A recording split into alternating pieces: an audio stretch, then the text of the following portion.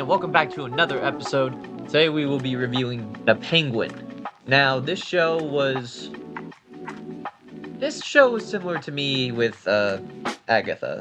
No, I'm not gonna be one of those people who's saying it's the same story. It's a character taking another character under their wing. It's not the same story. It could be the same part that each character's playing, but there's a huge difference. Not only is one being about a witch, the other one's about a mafia show. No, it's the fact that both of these shows didn't really need to be made, but at the same time, both of these shows work for showing what happens behind the scenes while the main stuff goes on. What I mean by this is, for example, in the MCU, you have so many projects coming out, movies, shows, etc., that Agatha is really not a needed show. But once you watch it, you see that characters like Wiccan show up, and this is showing what will happen in the future, whether that's through a movie or a show. Now, this personally, for me, I think it's going to set up Young Avengers or his own TV show. Who knows? But same thing with Penguin. It just sets up the Batman Part 2. But I'm not going to be saying it's a bad show because of that. Both shows were really good, and the Penguin specifically, I think, was better. It's just there's more... How do I put this? There's more draw to it. There's more interest into it than Agatha. Not because, one's, like I said before, one's a witch, the other one's a mafia. It's the fact that with Penguin's story, you don't really think that it would be that interesting. With Agatha, there's, more story for her with Wiccan and whatnot. Penguin is a character you wouldn't really want to see a show about, because I just feel like if he's just he is a big villain to Batman, but at the same time, you kind of would just assume he just takes over, right? You would just be like, oh hey, you see the second one and he's running the business of all the mob bosses. You would assume he does that. But this show shows you how he does it and what he did along the way to get to where he is. And it also shows his past, which is a very interesting past.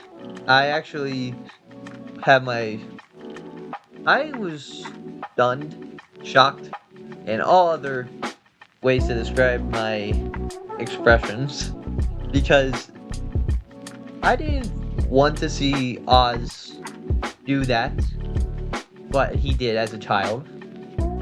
And the ending is just so well done. Not only is it setting up future projects with the Batman Part 2 mainly, but it's also showing you what's happening in the background, which is what I meant when I said behind the scenes look.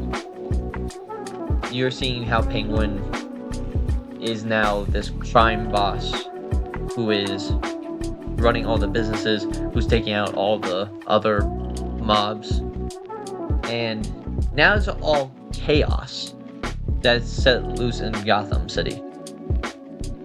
And there's actually some subtle moments where you can see, for example, Penguin's girlfriend. I don't know how you want to describe her, but at one point she mentions she wears wigs a lot because she reminds Oz of someone else, so she doesn't really wear or look her normal self. And as soon as you get to the ending, you can see what she meant and why Oz would not want her to look like that. And also, speaking of which, I didn't notice this until someone posted this, but Penguin is actually wearing the jacket and vest, just suit in general, that you would see him wear in the Batman the Animated Series show. And I was like, oh my god, he actually looks like that. It actually works. Now I just need the monocle and the hat, and it all works. But yeah, it was a great show. I think it was really good. not only does Colin Farrell do well in his role, I was so drawn by the Hangman. The Hangman is played by, I forget her name, but I know her from How I Met Your Mother in a movie with Andy Samberg. I forget her name, but she's such a great actress, and she has played her role so well of a daughter who was framed and then became this psycho killer. Honestly amazing. And even in the end, she also, you can see there's some emotion to her, some empathy, and other compassionate features, while also being a insane person. And also, we get the reveal that Selina is writing to her while she's in prison too.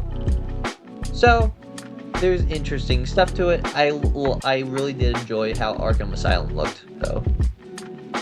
It actually looked really well done, and I'd be interested to see how Batman, like Robert Pattinson's version of Batman, goes into Arkham Asylum and has like an Arkham Asylum battle from the video game. I mean, of course, Batman Arkham Asylum. How many times can I say Arkham Asylum without going insane? Yeah, I'm just kidding. I'm not gonna do that. That'd be dumb. But anyway, I think it's a good show. I give it a 9 out of 10. And I think anyone who enjoys shows like The Sopranos, movies like Godfather, all that kind of stuff, you will enjoy this.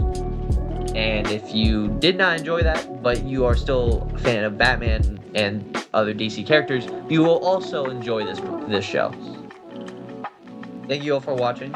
I hope you have an amazing day. Please leave a like, comment, subscribe, and all other kinds of things to keep notified and keep up to date with our content.